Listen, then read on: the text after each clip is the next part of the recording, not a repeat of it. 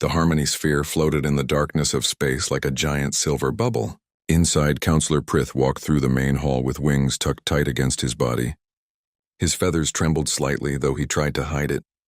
Today was the day. The humans were coming. Prith had led the Galactic Council for 20 years. In all that time, he had welcomed dozens of new species into their peaceful alliance. But never had he felt this nervous. Never had he felt this afraid. He stopped at a large window and looked out into space. Somewhere out there, a human ship was approaching. The thought made his heart beat faster. "Counselor," a soft voice called. Ambassador Velk approached with slow, careful steps. The insectoid diplomat moved his 6 legs in a gentle rhythm that signaled respect. "The human vessel will arrive in 3 hours. All preparations are complete." Prith nodded but said nothing. What could he say? That he was terrified? That every instinct in his body screamed at him to flee? That would not be appropriate for a council leader. "They received our instructions?" Prith asked, his voice barely above a whisper. "Yes, Counselor. We sent them detailed guidelines about proper diplomatic behavior. They acknowledged receipt 2 days ago." Velk's antennae drooped slightly, though we cannot be certain they will follow them. Prith knew what Velk meant. The guidelines were simple enough. Speak softly. Move slowly. Keep a respectful distance. Lower your gaze to show you mean no harm. Basic rules that every civilized species understood. But humans were not like other species. Prith pulled up a data pad and reviewed the information again, though he had already memorized every word. The images still shocked him. Humans stood upright on 2 legs, tall and thick with muscle. Their eyes faced forward like predators. Their teeth could tear meat. They came from a world that would kill most council members within minutes. Earth. That was their planet's name. Prith had watched videos of it with growing horror. Massive storms that could flatten cities. Earthquakes that split the ground open. Oceans with waves tall enough to swallow buildings.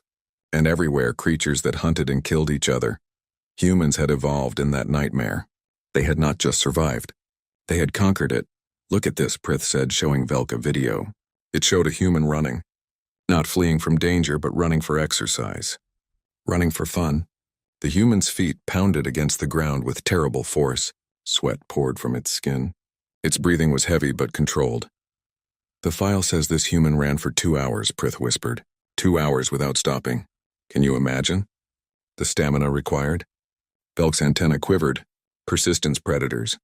That is what the xenobiologists call them. They would chase prey until it collapsed from exhaustion. Prith closed the data pad. He did not want to see more. But the images stayed in his mind. Humans jumping, humans climbing, humans lifting objects that should have crushed them, and always those forward-facing eyes. Always watching. Always hunting. The council had debated for months about whether to invite humanity at all. Some members argued it was too dangerous. Predator species were unpredictable. They might see the council as prey rather than allies, but others, including Prith himself, believed in the council's founding principle. All intelligent species deserved a chance at peace. All species could learn to live together in harmony. The council had achieved 47 member species without a single war. Surely they could manage one more. Now, as the meeting approached, Prith wondered if he had made a terrible mistake. "Come," he said to Velk. "We should check the meeting room one final time." They moved through the station's corridors together. Other council members pressed themselves against the walls as they passed, making room though plenty of space existed. Everyone was on edge. The meeting room was perfect. Soft lighting that would not hurt sensitive eyes. Temperature carefully controlled. The table was low to the ground so that all species could reach it comfortably. Cushions surrounded it instead of chairs, allowing for different body types. "Do you think it will be enough?" Velk asked. "The humans are much larger than we anticipated. They may not fit comfortably." Prith had worried about the same thing. The room was designed for species like his own. Species that averaged 4 feet tall. Species from low-gravity worlds where growing too large was impossible. Humans averaged 6 feet in height. Some were even taller. And they came from a world where gravity pulled 1.2 times harder than standard. Their bodies were built to withstand pressure that would injure council members. "We will make it work," Prith said, though he did not feel confident. "We must." An alarm chimed softly throughout the station. Velk checked his communicator. "They have entered the system. The human ship is approaching." Prith's feathers ruffed despite his attempts to stay calm. What is their speed? Faster than recommended, but within acceptable safety margins. Velk paused. Barely, of course. Humans did everything fast. Their whole species seemed to be in a constant hurry. Council vessels took weeks to travel between stars, moving carefully and efficiently. Human ships cut that time in half with engines that burned hot enough to melt standard hull materials. Alert the security team, Prith said. Have them standing by. Just in case. Velk's antennae curled inward, a sign of concern. You truly think they might be dangerous? Prith thought about those forward-facing eyes, those meat-tearing teeth, those muscles built for chasing prey across endless distances. I think we should be prepared for anything. Time moved strangely after that. Prith tried to review his notes for the meeting, but the words blurred together. He tried to meditate, but his mind kept returning to images of humans running, jumping, hunting. Finally, the announcement came. The human ship had docked. Prith made his way to the docking bay with Velk and 12 other council members. They formed a welcoming committee, though none of them looked particularly welcoming. Most looked ready to flee at the first sign of danger. The docking bay doors opened with a soft hiss. Prith held his breath. For a long moment, nothing happened. Then he heard footsteps. Heavy footsteps that echoed through the bay like thunder. The humans emerged from their ship. Prith had prepared himself, but seeing them in person was different. They were enormous. Even the smallest human stood at least a foot taller than the tallest council member present. They moved with casual confidence, their bodies relaxed but somehow coiled with potential energy. The lead human stepped forward. Captain Day, according to the files. He smiled, showing flat teeth in front and pointed ones behind. His eyes locked onto Prith's with an intensity that made the counselor want to look away. Greetings, Captain Day said. His voice was deep and carried easily across the bay. We are honored to be here. Thank you for inviting us to this historic meeting. Prith tried to remember his prepared speech, but his mind had gone blank. All he could think about was how fast those humans could move if they decided to attack. How strong they must be. How their ancestors had hunted prey across vast distances without mercy or rest. Welcome, Prith finally managed to say, his voice coming out as a squeak. Welcome to the Harmony Sphere. The human smiled wider. Prith's feathers stood on end. This was going to be a very long meeting. Captain Day noticed something was wrong immediately. The alien delegation stood frozen in the docking bay staring at him and his crew. Their body language screamed fear, though Day could not understand why. Is everything all right? He asked, keeping his voice gentle. The aliens flinched anyway. The bird-like one in front, who must be Counselor Prith, made a sound like a chirp. Yes, everything is fine. Please follow us to the meeting room. Day turned to his crew and nodded. Dr. Hana stood beside him, her eyes bright with excitement. This was her dream come true, meeting alien species for the first time. Behind them, Lieutenant Bora maintained her usual calm expression, though Day knew she was scanning everything for potential threats. That was her job. Engineer Tay stood near the back, trying to make himself look smaller. At 6'4" and built like a tank, it was not working. Translator Jiho bounced on his heels with barely contained enthusiasm. Shall we? Day gestured forward, and the human delegation began walking. The aliens moved backward, maintaining distance. Day frowned. That was odd. The diplomatic protocols they had received mentioned nothing about keeping a specific distance. Maybe it was a cultural thing he had misunderstood. They walked through corridors that seemed designed for much smaller beings. Day had to duck through several doorways. Tay had to turn sideways through one particularly narrow passage. Apologies for the tight fit, Prith said without looking back.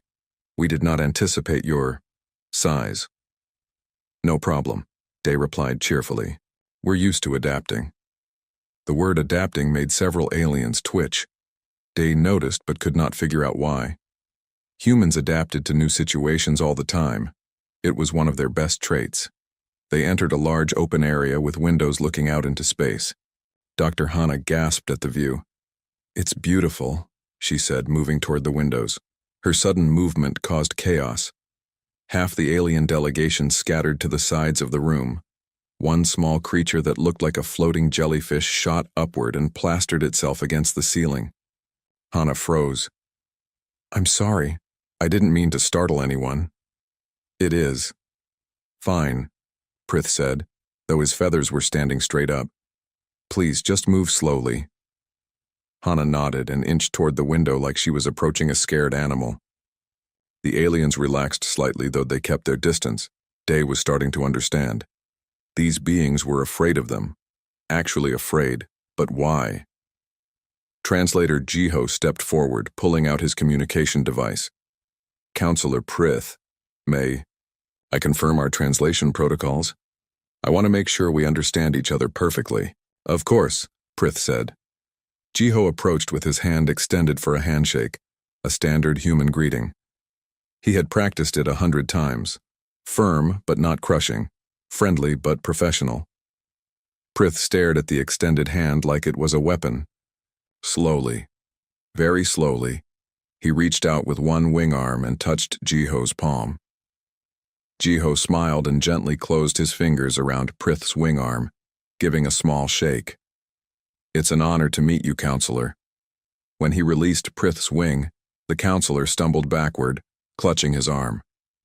The insectoid diplomat rushed over, making concerned clicking sounds. "Did I hurt you?" Jiho asked, horrified. "I was being as gentle as possible." No, Prith said quickly, though he was still cradling his wing. "I am simply not accustomed to such vigorous greetings." Day made a mental note. Their gentle was too strong for these beings. He would have to warn the others. "Perhaps we should proceed to the meeting room," Velk suggested, his antennae drooping in what might have been concern or fear. The meeting room was worse. The table was too low, the cushions were too small. When Tay tried to sit on one, it made an alarming squishing sound and partially collapsed under his weight. "Sorry," Tay said, jumping up quickly. His quick movement sent 3 aliens diving behind the table. "Maybe we should stand," Day suggested. "Stand?" Prith's voice went up an octave. "For how long?" "However long the meeting takes. We're used to standing for hours if needed." Day shrugged. The aliens exchanged looks that Day could not interpret. Prith made a high-pitched sound that might have been distress. "That will not be necessary. We can adjust the furniture." 2 small floating drones brought in what looked like reinforced blocks. They were clearly not chairs, but at least they would not collapse. The human sat carefully, trying not to break anything else. Lieutenant Bora positioned herself near the door, standing at ease with her hands clasped behind her back. Her eyes swept the room in constant motion, noting exits and potential threats. It was pure habit, trained into her over years of military service. The aliens noticed. Of course they noticed. Bora's predator gaze missed nothing, and apparently neither did theirs. Several council members shifted away from the door, cutting off their own escape route to avoid being near her. "Lieutenant Bora is our security officer," Day explained, hoping to ease their concern. "She's here to ensure everyone's safety." This did not help. If anything, the aliens looked more frightened. One of them, a creature that looked like a slug with eye stalks, actually whimpered. Dr. Hana tried to break the tension. She smiled warmly at the nearest alien, a being covered in soft purple fur. "Your species is fascinating. I've been studying your biology from the files we received. The way your respiratory system works is remarkable." The purple alien stared at Hana's smile, at her teeth, at the canines that marked humans as omnivores capable of eating meat or plants. The alien made a small squeaking sound and fainted. "Oh no!" Hana rushed over to help. Her quick movement sent 4 more aliens scrambling backward. "Please!" Prith's voice cracked. "Everyone remain calm. Dr. Hana means no harm." Hana knelt beside the unconscious alien, her medical training taking over. She checked for breathing and pulse, her movements efficient and practiced. "He's okay. Just fainted. Does anyone have smelling salts or something similar?" Velk produced a small vial. He approached cautiously, staying as far from Hana as possible while still handing her the medicine. Hana waved the vial under the purple alien's nose. He woke with a start, saw Hana's face close to his own, and fainted again. "Maybe give him some space," Bora suggested from her position by the door. Hana backed away, looking miserable.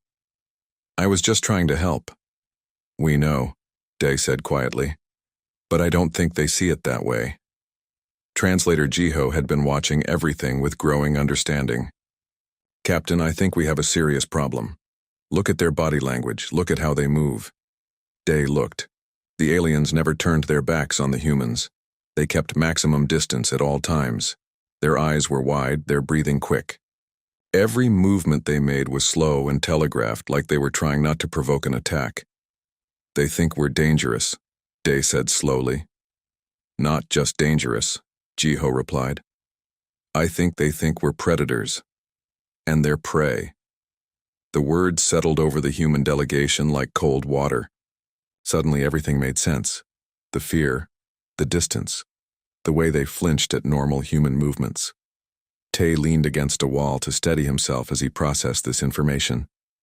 The wall panel bent inward with a groan of stressed metal. Tay jerked away, staring at the dent he had created without even trying. The alien stared too. Prith made a sound like a whimper. "I barely touched it," Tay said weakly. "I swear I barely touched it." "How strong are you?" Velk asked, his voice barely audible. Tay looked at Day, unsure how to answer. "I mean standard human strong? I work out, but I'm not like a champion weightlifter or anything." "Standard human strong," Velk repeated, looking at the bent wall panel. "Standard." Day's mind raced. How? Could he fix this? They had come here in peace, hoping to join the galactic community. Instead, they were terrorizing these poor beings just by existing. "Counselor Prith," Day said carefully. "Perhaps we should take a break. Give everyone time to adjust?" Prith nodded so vigorously his feathers rustled. "Yes, an excellent idea. We will reconvene in 1 hour. Please make yourselves comfortable in the guest quarters." The human delegation filed out, leaving the aliens to recover. As they walked through the corridors, none of them spoke. The silence felt heavy. Finally, in the privacy of their assigned quarters, Hana broke down. "We scared them. We weren't trying to, but we scared them so badly." "I know," Day said. He felt sick to his stomach. This was supposed to be humanity's great moment. Instead, they had turned it into a nightmare. Bora spoke from where she stood by the window. "Captain, what do we do?" Day looked at his crew. Good people, all of them. People who wanted peace. People who had trained for months to make this meeting go well. "I don't know," he admitted, "but we need to figure it out fast." The meeting resumed after 2 hours instead of 1. Day had asked for extra time, hoping the aliens might calm down. When they returned to the meeting room, he saw it had not worked. If anything, the council members looked more terrified than before. There were twice as many of them now, packed into the room like they found safety in numbers. Security drones floated near the ceiling, their cameras pointed directly at the human delegation. "Counselor Prith," Day began carefully. "Before we start formal discussions, I think we need to address the tension in the room." Prith's feathers were pressed flat against his body. "Tension? I assure you there is no tension." "With respect, Counselor, I think there is." Day kept his voice soft and his hands visible on the table. "We seem to have gotten off on the wrong foot, and I'd like to understand why." Silence. The aliens exchanged glances but said nothing. Dr. Hana spoke up. "We've noticed that our normal behavior appears to make you uncomfortable. We want to learn what we're doing wrong so we can fix it." "You have done nothing wrong," Velk said quickly. "Too quickly. Please let us proceed with the agenda. We have prepared a presentation about the Galactic Council's history and structure." Day wanted to push the issue, but Hana gave him a small shake of her head. "Let it go for now," her expression said, so he nodded. "We would be honored to learn about your council." Velk activated a holographic display. Images appeared in the air above the table, showing various alien species and their homeworlds. He began speaking in a calm, measured tone about how the council had formed 300 years ago. The humans watched and listened carefully. Day noticed something as the presentation continued. Every species Velk showed them had certain things in common. Eyes on the sides of their heads. Bodies built for speed and escape, not strength. Homeworlds with gentle climates and low gravity. There were no predators. None at all. The presentation moved into human history. "Now we would like to learn about your people," Velk said. "We have read your files, but perhaps you could tell us in your own words. Where did humanity come from?" Dr. Hana smiled, eager to share.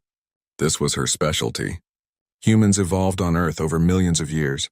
Our earliest ancestors lived in trees, but eventually we came down to the ground and began walking upright. She activated her own presentation, showing Earth from space.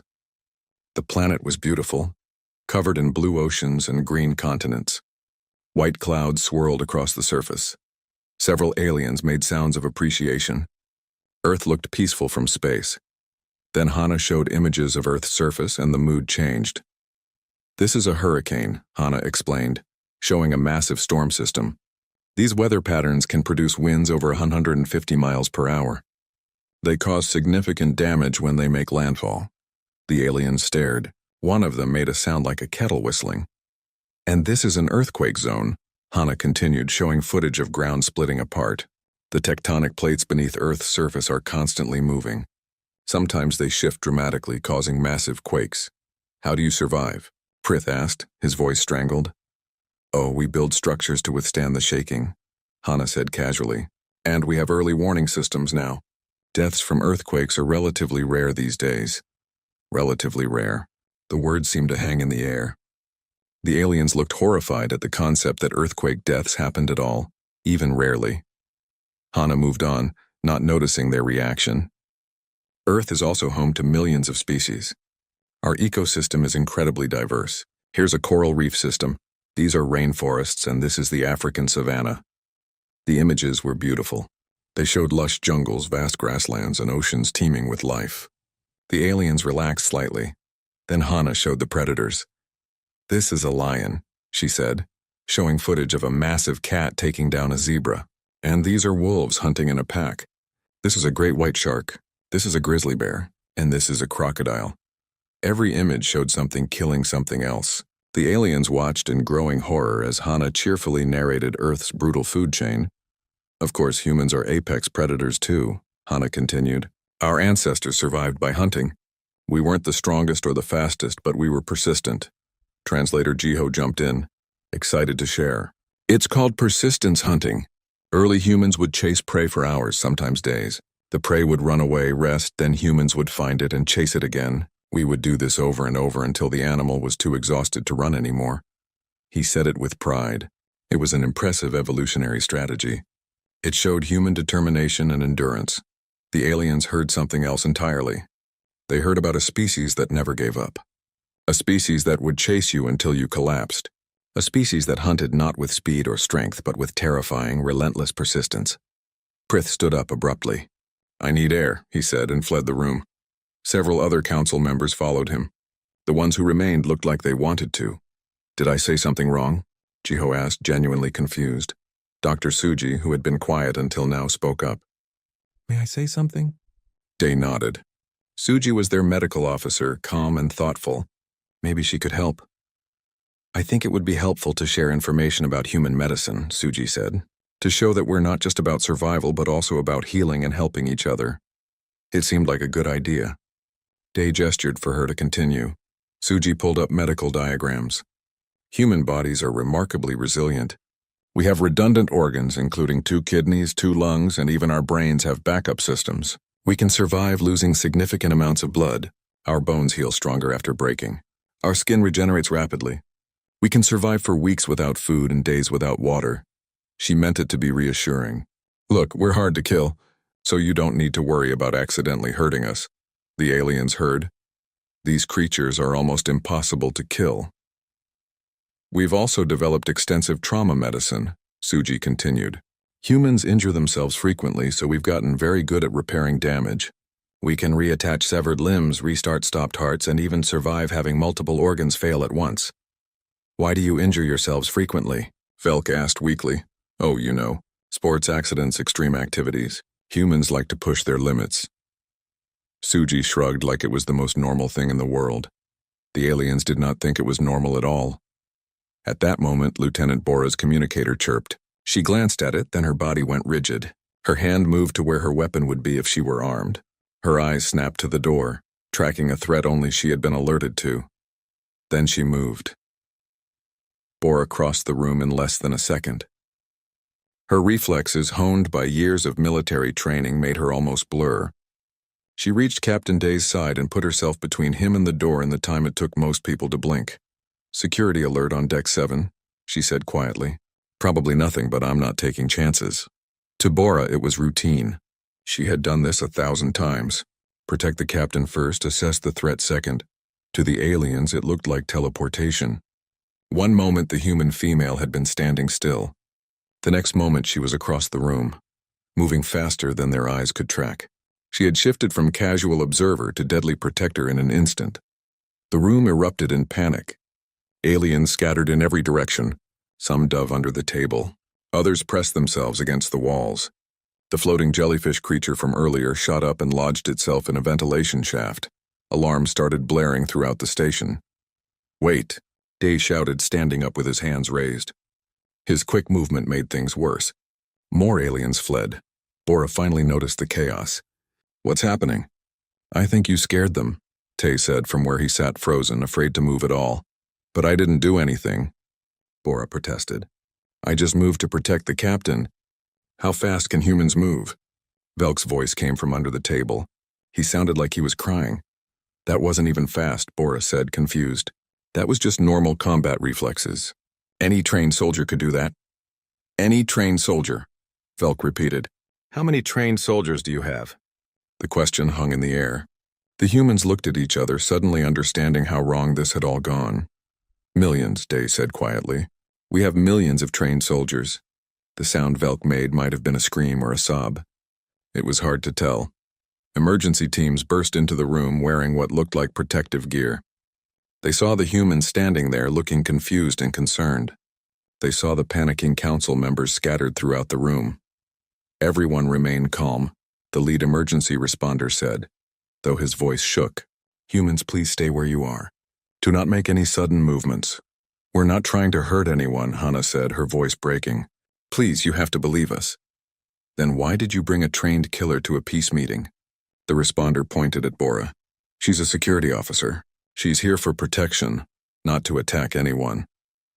Day tried to explain, but he could see it was hopeless. The emergency team slowly herded the council members out of the room. Prith was the last to leave. He looked back at the human delegation with something that might have been sadness or might have been terror.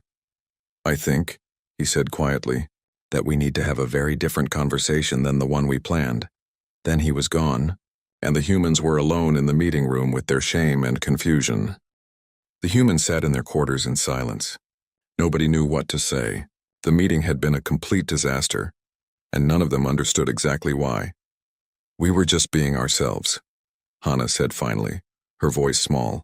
"We weren't trying to scare anyone." "I know," Day replied. He sat with his head in his hands, replaying everything in his mind. Every moment when the aliens had flinched. Every time they had backed away. He should have seen it sooner. Jiho paced back and forth, which was his habit when thinking. "Maybe we should just go home." "This clearly isn't working." "We can't give up," Tay said. "Humanity needs this alliance. We need friends out here in space. We're alone if we leave." "But we're scaring them just by existing," Bora pointed out. She stood by the window staring out at the stars. "How do we fix that?" A chime sounded at their door. Everyone tensed. Day stood and approached carefully. "Yes?" "Captain Day, this is Ambassador Inho calling from Earth. I need to speak with you urgently." Day activated the communication panel. Inho's face appeared on the screen. He was older than anyone on the delegation, with gray hair and tired eyes. But those eyes were sharp, and right now they looked worried. "Ambassador, we've had some difficulties with the council," Day began. "I know. Councillor Prith contacted me directly an hour ago." Inho's expression was grim. "Captain, I need you to listen very carefully. The situation is more serious than you realize." The crew gathered around the screen. Inho continued. "The Galactic Council has never encountered a species like ours. Every member of the council evolved as prey animals. Every single one. Do you understand what that means?" "They're afraid of us," Hannah said quietly. "Not just afraid. Terrified on an instinctive level. When they look at you, their brains see predators. Ancient predators that hunted their ancestors across millions of years of evolution." Inho pulled up data on his screen. "I've been reviewing their biology. Most council species have eyes on the sides of their heads for maximum awareness. They evolved to run away from threats, not fight them. Their homeworlds have gravity between 0.4 and 0.8 standard. Earth's gravity is 1.2 standard. So we're stronger than them, Tay said. Much stronger. But it's more than that. Inho looked at each of them through the screen.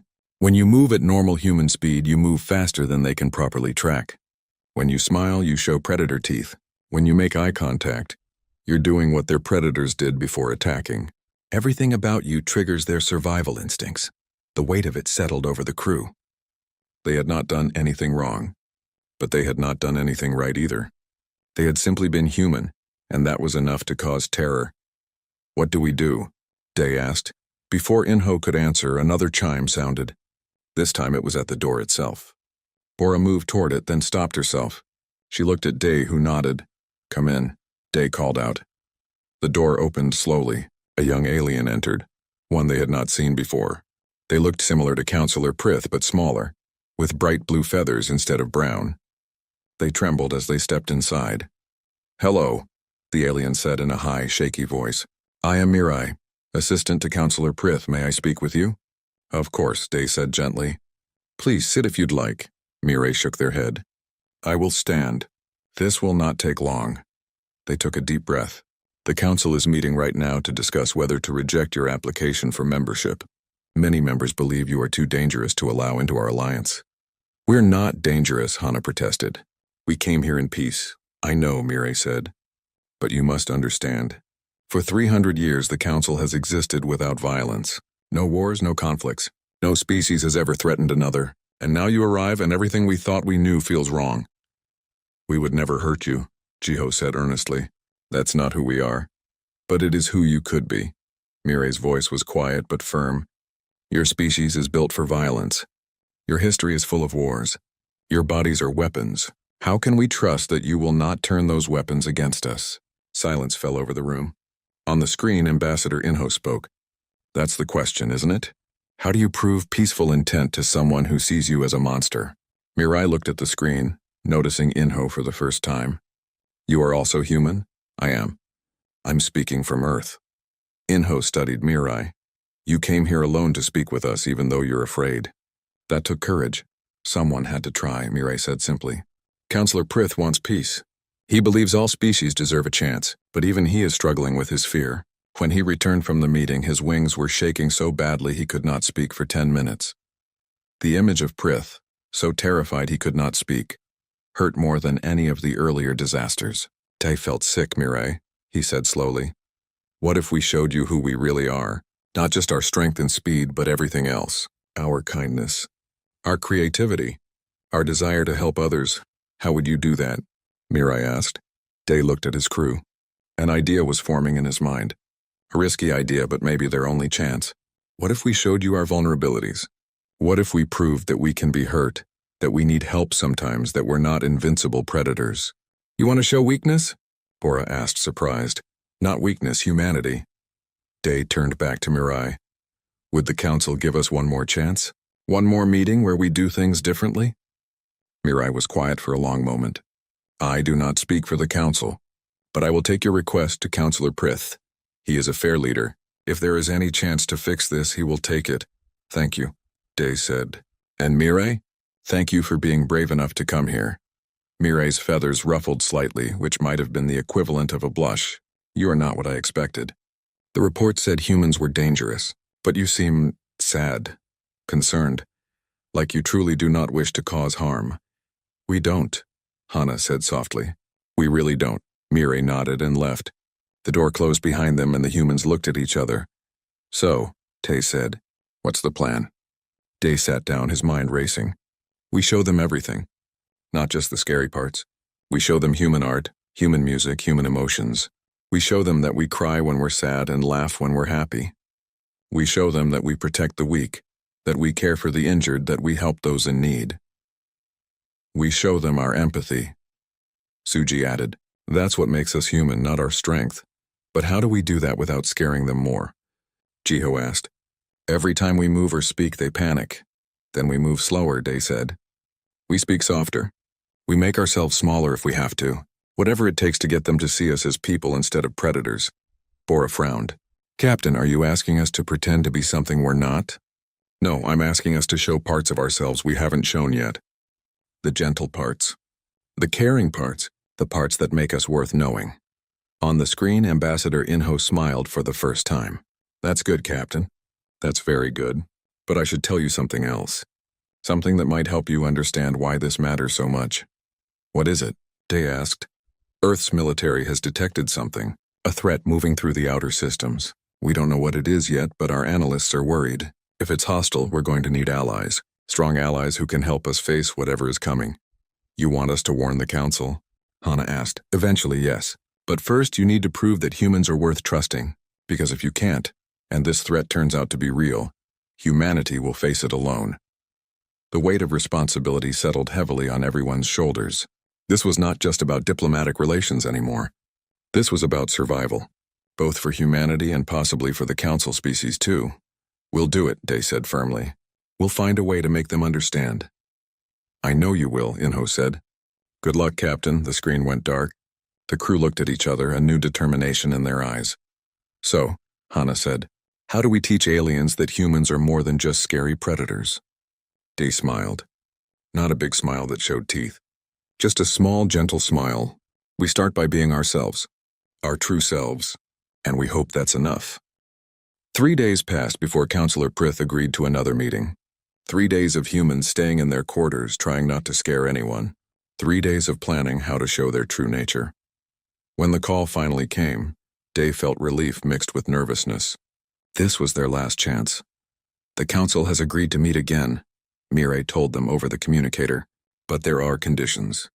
You must come to a different location, a place where they feel safer. We'll go anywhere, Day promised. The location turned out to be a large observation garden on the outer ring of the station. Plants from dozens of worlds grew under artificial sunlight. There were places to sit, places to hide, and most importantly, multiple exits. The Council members could run if they needed to. The human delegation arrived first. They moved slowly, deliberately, telegraphing every movement. They wore soft clothing instead of uniforms. They left all equipment behind except for a single data pad that Hana carried. The Council members filed in gradually. Prith came first with Velk beside him. Then others, until 20 aliens stood on the opposite side of the garden. The distance between the two groups was significant. Maybe 30 feet. An easy running distance for a human. A good head start for prey. Thank you for giving us another chance, Day said quietly. His voice barely carried across the garden. Prith's feathers were still pressed flat, but he looked less terrified than before. Mireille spoke well of you. They said you seemed genuinely distressed by our fear. We are distressed, Hana said. We never wanted to scare anyone. We came here hoping to make friends. Friends, Velk repeated. Can predator and prey truly be friends? We don't see you as prey, Jiho said. We see you as people. Different people, yes, but still people. That is easy to say. Prith took a small step forward, a gesture of bravery. But your instincts, your biology, your entire evolutionary history says otherwise. You're right, Day admitted. We are predators. Our ancestors hunted to survive. But we're more than our biology. We chose to come here in peace. We choose how we act. Choice, Prith said thoughtfully. You believe you can choose to override your nature? Every day, Suji spoke up. Human nature includes aggression, yes, but it also includes compassion, curiosity, love. We choose which parts to act on. Show us, Prith said suddenly. You asked for this meeting to show us something. So show us. Day nodded to Hana. She activated the data pad, and a holographic projection appeared in the space between the two groups. Music began playing. Soft, gentle music without words. The hologram showed images of Earth, but not the dangerous Earth from before. This time it showed a human child laughing, an old couple holding hands, a doctor healing a patient, a teacher helping a student, a person feeding a stray dog. This is humanity too, Hana said softly. We care for our sick. We teach our young. We love our families. We help strangers who need help. The images continued. A human crying at a funeral. Humans hugging each other. A parent comforting a scared child. Humans rescuing animals from danger. Humans rebuilding after a disaster, working together. When we're hurt, we cry, Suji added. When we're scared, we seek comfort. When someone we love dies, we grieve. We're not emotionless killing machines. The aliens watched in silence. Slowly, very slowly, some of them moved closer to see better. Tay spoke next, his deep voice gentle. I know I'm big and scary looking, but I'm an engineer. I build things. I fix things. When I was a kid, I used to spend hours building model ships and helping my neighbor repair her fence. I've never hurt anyone on purpose in my entire life. You could, though, Velk said. You bent a wall panel without trying. I could, Tay agreed. But I don't. That's the choice we keep talking about. Yes, I'm strong. But I use that strength to help people, not hurt them. Bora stepped forward. The aliens tensed, but she moved so slowly that even they could see she meant no harm. I'm the one who scared you most, I think. The soldier. The trained killer, someone called me. You move so fast, Prith whispered. Like death itself. I'm fast because I trained to be. I trained to protect people. Bora's voice was steady. In my entire military career, I've saved more lives than I've taken. That's what soldiers do most of the time. We rescue people from disasters. We deliver medicine to remote areas. We protect the weak from the strong. Yes, we can fight, but that's not all we are. She pulled something from her pocket. The aliens flinched, but she moved so slowly that they could see it was just a small photograph. She held it up. This is my daughter, Bora said. Her voice cracked slightly. She's 5 years old. Her name is Yuna. She has a laugh that sounds like bells ringing. She's afraid of the dark, so I stay with her until she falls asleep every night. When I'm away from her like now, I miss her so much it hurts. The hologram changed, showing the photo enlarged. A small human child with a bright smile. She's beautiful, Mirai said softly. Thank you. Bora's eyes were wet. I tell you this because I want you to understand. I'm not a monster. I'm a mother. I'm someone who loves and fears and hopes just like you do. The garden was very quiet. Even the artificial wind seemed to have stopped. Chiho spoke into the silence. We have music. We have art. We have poetry and stories and dreams. We laugh at jokes. We dance at celebrations. We create beautiful things just because they're beautiful. Hana activated another program. This time it showed human art. Paintings, sculptures, architecture. Music played. Different styles from different cultures. Korean drumming. Classical symphonies, jazz, lullabies. This is who we are, Hana said. Not just survivors. Not just hunters. We're creators. We're dreamers. We're people who look at the stars and wonder what's out there. People who hope to find friends among those stars. Prith had moved much closer now. He stood only 10 feet away, studying the holograms with intense focus. Your species is so complex, so contradictory. Isn't every species complex? Day asked gently. Aren't you more than just your fear? More than just prey? Prith's eyes widened slightly. Yes, of course we are. Then let us be more than just predators. Velk approached now too, his antennae moving in ways they had not moved before. Curious, perhaps. Less afraid. You said you cry when you're hurt. Your doctor mentioned that you heal quickly. But you still feel pain? Of course we feel pain, Suji said. We heal faster than you, but healing still hurts. Breaking a bone hurts. Being sick hurts. Losing someone you love hurts most of all. We thought you were invincible, Velk admitted. The report said your species survives things that would kill us. We assumed you felt nothing. We survive because we have to, Dee said. Earth is a harsh world, but survival comes with a cost. We feel every injury, every loss. We just keep going anyway, because giving up isn't in our nature. Persistence, Prith said quietly, but not just in hunting. In everything. Yes, Day agreed. In everything, including our desire for peace. More aliens were gathering closer now. Their body language had changed. They still looked wary, but no longer terrified. Curiosity was replacing fear. A small alien, one who looked like a furry ball with legs, spoke up. If we asked you to protect us from danger, would you? Yes, Bora answered immediately. That's what we do. We protect those who can't protect themselves. Even if it meant fighting, the furry alien pressed. Especially then, Bora said. Fighting is something we're good at. But we only want to fight those who deserve it. Bullies, tyrants, threats to innocent people. Prith made a sound like a thoughtful chirp. You are predators who hunt other predators, sometimes, Day admitted. When we have to. But you would rather not, Prith said, understanding dawning in his eyes. You would rather build and create and explore. The violence is a tool you have, not the purpose you serve. Exactly, Hana said, smiling with her mouth closed. You understand? I think I am beginning to. Prith looked at the other council members. What do others think? The furry alien spoke first. I think they are still scary. But maybe scary can be good. If they are scary to our enemies but gentle to our friends. They have children, Mirai added. Things that have children that love their children cannot be completely evil. Velk's antennae waved slowly. I think we made assumptions based on fear rather than facts. These beings are dangerous, yes. But danger is not the same as evil. More voices joined in. Some aliens were still afraid. Some were unsure. But none of them looked ready to flee anymore. Finally, Prith turned back to Day. I will be honest with you, Captain. Many council members still have concerns. Your species makes us uncomfortable on a level we cannot fully control. It is in our biology to fear you. I understand, Day said. But, Prith continued, biology is not destiny.